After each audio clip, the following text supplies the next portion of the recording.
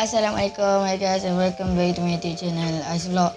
So hari ni As akan buat konten beli barang dekat Shopee untuk post dekat abang Asyraf Rozami sebab birthday dia nak dekat dah 4 Julai ni. So tanpa masa lagi kita intro dulu.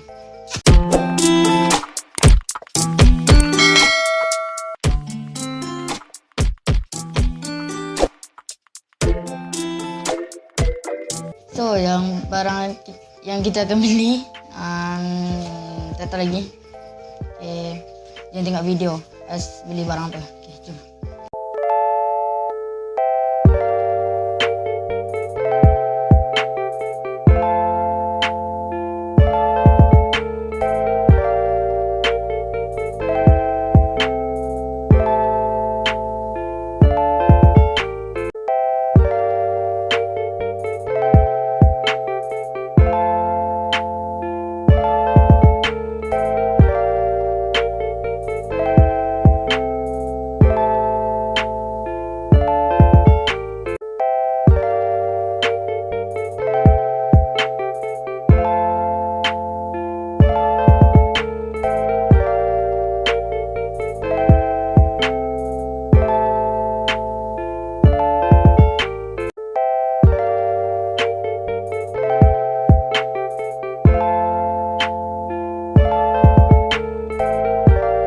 A few moments later.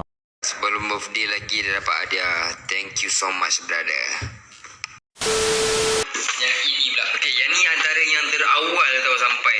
Okay, so ni daripada dia ada wish harapan. Happy birthday to Asyraf Rozami. Semoga panjang umur, dimurahkan rezeki dan sehat selalu. Lagi satu, semoga kita dapat berjumpa. Instagram axru.l, Facebook Asro Zahari, YouTube Asyraf Vlog, TikTok cari Sapota. Banyak sangat social media dia. Wah, Moon Lamp Humidifier. Okay, yang ni yang lampu malam yang berasap-asap tu kan. Guys, bola Pokemon macam telur. Yang ni lampu ni lawa siut. Sumpah lampu ni lawa gila. Macam mana nak pasang ni?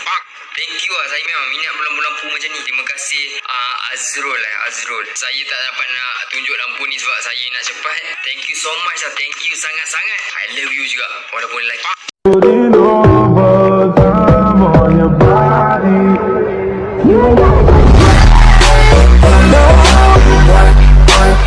but you gotta be. Happy birthday to you. Happy birthday to you. Hai Abang Asyraf. So As hari ni nak ucapkan happy birthday untuk Abang Asyraf yang ke-21 kan. As dekat. So happy birthday. Semoga panjang umur, murah rezeki and sihat selalu, and semoga kita dapat berjumpa. So happy birthday. Jadi itu saja untuk video kali ni. Korang jangan lupa like, subscribe, turn on notification korang, and jangan lupa